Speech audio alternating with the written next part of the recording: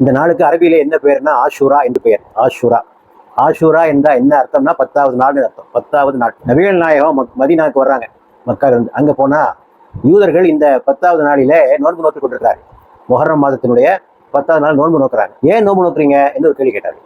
அப்போது அந்த மக்கள் சொன்னார்கள், இன்றுதான் மூசாவும் அவரது தோழர்களும் ஃபாரோன் என்ற கொடுமையான ஆட்சியாளரிடமிருந்து விடுவிக்கப்பட்ட நாள். நைல் செங்கடலில் அவன் மூழ்கடிக்கப்பட்ட நாள். அதற்காக இறைவனுக்கு நாங்கள் நன்றி செலுத்தும் முகமாக இந்த 10வது நாளில் நோன்பு நோட்டு இறைவனுக்கு நன்றி செலுத்துகிறோம் என்று சொன்னார்கள். இப்போ நபிகள் நாயகம் சொன்னார்கள், மூசாவின் மீது உங்களை விட எங்களுக்கு அதிக உரிமை உண்டு. ஆகவே நாங்களும் அந்த நாளிலே நோன்பு நோற்போம் என்று 10வது நாளில் நோன்பு நோற்பதை விதியாக்கினார்கள்.